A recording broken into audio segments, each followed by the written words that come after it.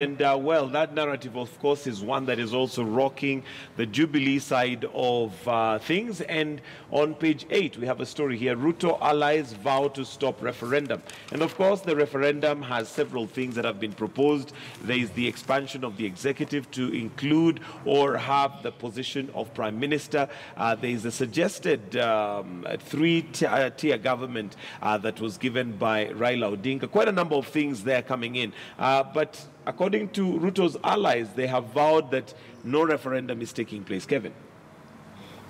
This is tricky because we have one side of the government saying this and the other side. Of course, His Excellency the President has not come out very categorically to more or less have his thoughts around the referendum. But of course, you can be able to tell from his allies and the people who sit very closely to him.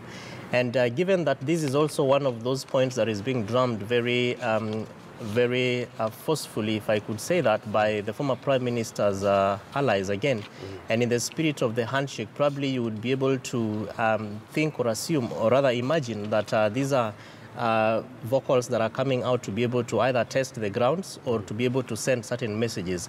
And so if we were to probably look at how the handshake and the discussions around 2022 are going to turn out, then the referendum probably is one of those things that will be keenly looking forward to be able to look at. My only worry and disappointment is using the Constitution to create positions for individuals. And number two is that Kenyans have had a very long history, well, from 2017 elections until now, much more of a very heated political moment, and that Kenyans would just want to have an opportunity to do their bits with regards to building the nation and doing, they are running their daily lives. But I think the political class has been very clear to be able to set us back to the politicking for 5 years, 10 years, and all that.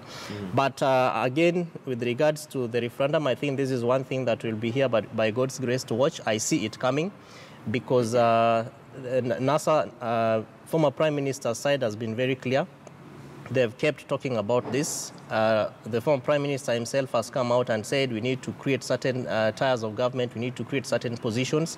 We were here with you last week when we were talking about the Kotu Secretary General and his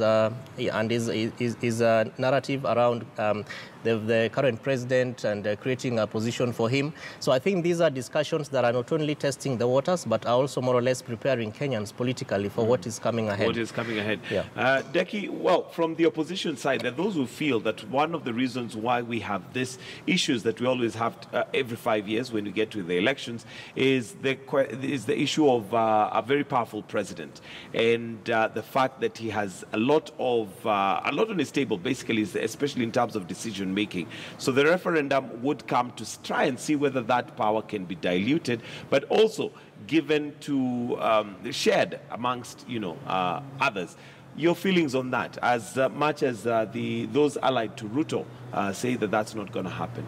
I think that we cannot be blind to the fact that, as you say, the amount of power that is invested on one person, and this is the president, seems to be the problem that we have in this nation. Because the way we have shaped our mindset is that the president, when the president gets, it seems like there's a particular group of people or community that seem to be on the advantage side, and there's another group that seems to be disadvantaged. I think that moving forward as a nation, then we need to address the issue of social justice, where everybody feels included in this particular governance and in this nation, and we feel part and parcel of it. And I think it is about time that we create structures and put structures in place so that there is no side or there is no part of this nation that feels left out. We have not come to the place that we do really appreciate democracy the way it is. We still have this sensing and this feeling that it is my people versus your people. And so we need to address that. And by addressing that, we need to put structures in place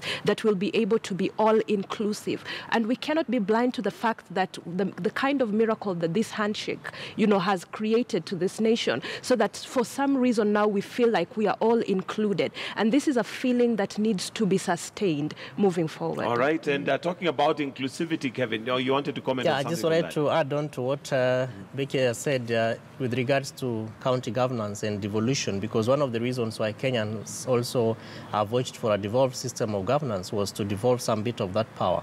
So we must also be able to see some intergovernmental relations between national and county governments to the effect that resources and decision-making processes will be able to trickle down, so that the interest of the people at the presidency then is moved to the county level, so that we have as much interest in devolution or in county governments, and we see counties being able to deliver services. Then I am very sure probably that the quest for one single seat at the presidential level would probably be not only reduced, but that the interest will also go much more deeper into the counties. And well.